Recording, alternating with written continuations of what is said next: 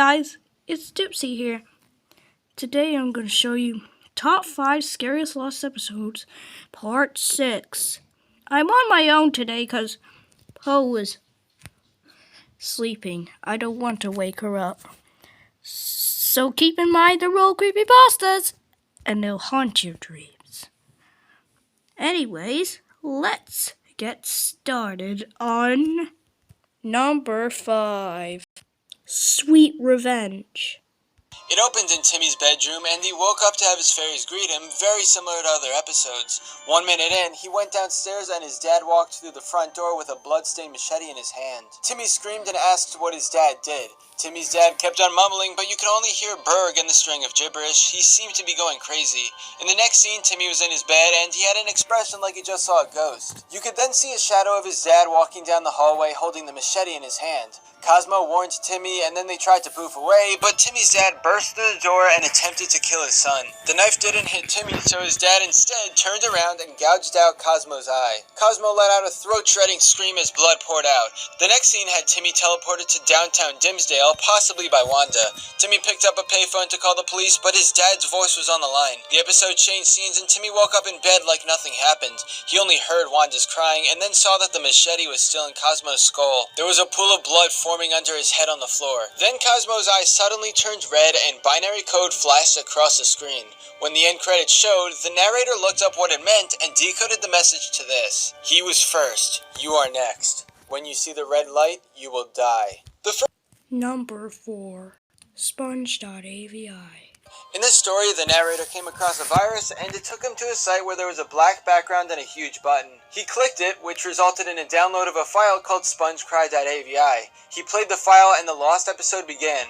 It started out like any normal SpongeBob episode, but the color was distorted, and there was no happy music during the theme song. You see SpongeBob sitting in his red chair at home, but all the furniture around him was gone. He was crying hard, basically sounding like a real human's cry. The camera zoomed really close in on his face, like it was being videotaped by someone else. Then the camera zoomed back out to show a rotting corpse of Gary laying on the floor. Gary was destroyed by a sledgehammer, his eyes were on the floor, his shell cracked and showing the disturbing insides of him. Suddenly, SpongeBob got out of his chair and ran straight forward. The episode went to black for 2 seconds and then came back with SpongeBob's face pressed right onto the camera, looking at the viewer with an intense stare. His eyes were black and he let out a deafeningly loud scream. Then the clip went to static for 1 minute and 38 seconds. When it came back and we saw the inside of the Krusty Krab, there was just complete silence. But then SpongeBob pressed his face against the camera and screamed again, although this lasted less than a second. It cut back to him crying on his chair, but every once in a while he'd become more distorted. SpongeBob himself decayed gradually, and by the end you can only see static and screaming. After watching this lost SpongeBob clip, the narrator has been angrier and anxious, and the short haunts his mind all the time. Number 3. It's Not My Fault.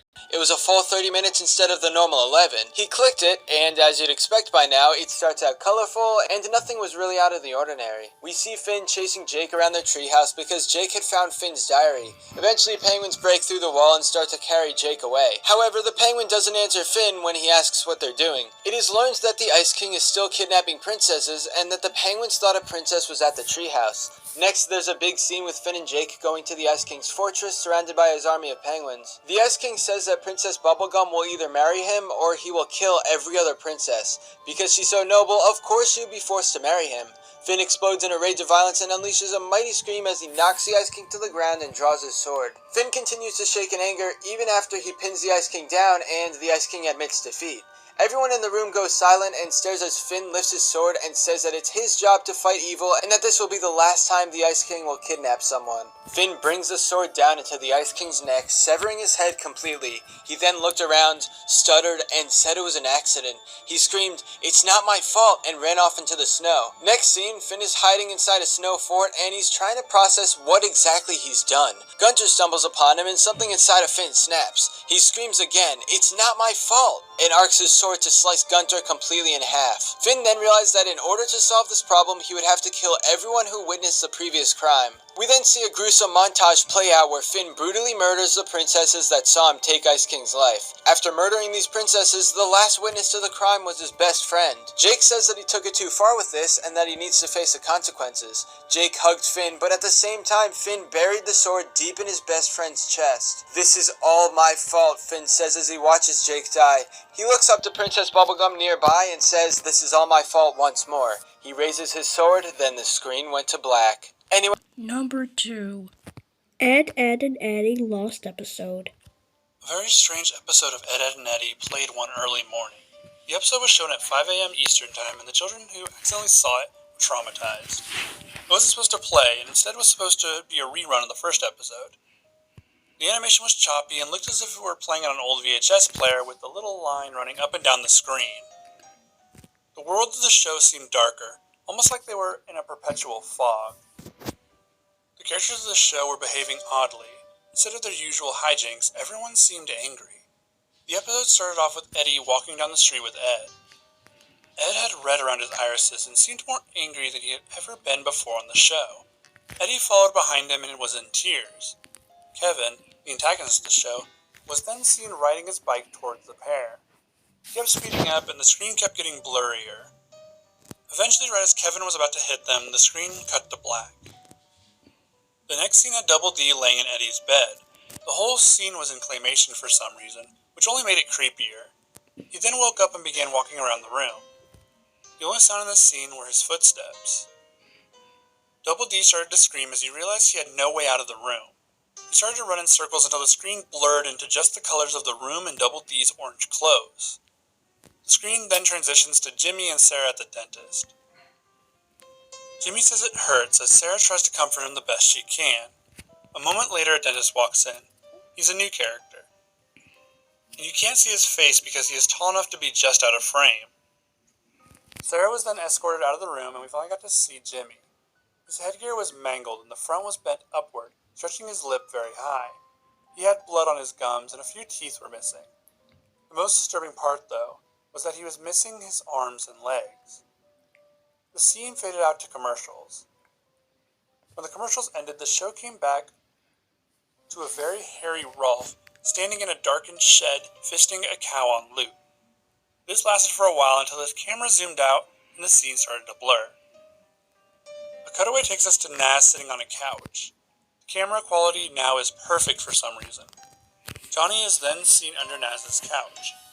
He crawls out on all fours and had no eyes for some reason. He almost resembled a mole. Johnny went behind Naz and opened his mouth wide, unhinging his jaw. He started to swallow Naz's head whole. They stayed like this for a second, as Naz's body was kicking and flailing. Finally, her body went limp and the camera started to zoom in on the scene. The final scene has Double D laying on Eddie's floor before the camera zooms out to Eddie's house. The camera remained on the house for the remainder of the episode. The next program started right on the spot. Sorry, I coughed. Number 1. Doug's Real Life. Doug was a pretty popular kids show in the 90s. It starred Doug, a kid who wanted nothing more than to be greater than who he was.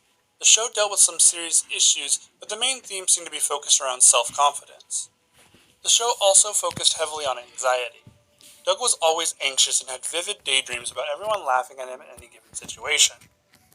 They got so bad that sometimes they would literally ruin his entire day.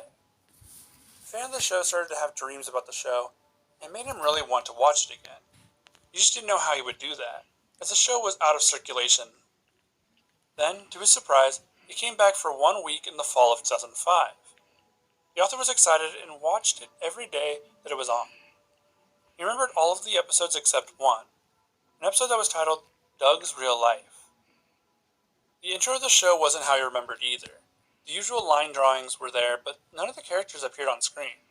After the lines, it showed Doug writing in his journal in a very dark room. The title of the episode then came up on screen. The actual episode opened with Doug eating breakfast, while he gave a narration about there being a big test today, one that he had failed to study for. This was actually a pretty normal setup for a Doug episode, so the author thought it was normal. The next scene had Doug walking to school before another of his vivid daydreams began. In the daydream, his teacher was telling the class how Doug flunked the test. The class began to laugh at him as their heads twisted and distorted around him. When Doug got to school, the screen flashed and the animation changed. The colors were darker and many of the background objects had changed color entirely. The school was now full of kids that the author had never seen before. After Doug sat at his desk, the animation switched back to normal. The scene then changed to Doug walking home from school. Just as Doug reached home, his dog Porkchop ran up to him. The screen flashed again, and Porkchop was now a hunk of rotting meat, and Doug's house had become decrepit. Doug walked into the empty house and began talking to no one. The house had no one in it besides Doug himself. After Doug sat down at the table, the screen flashed, and once again his family was sitting there with him. The phone rang, and Doug immediately thought it was his teacher calling to tell his mom about the test. Another daydream started to play in his mind, with his parents yelling at him. The screen flashed again to the empty house. Doug was pleading with his parents, but no one was there. Doug walked off to his bedroom. Inside the room was mostly empty except for a book and a pencil. Doug wrote in the book with the narration playing. I can't tell which one is real.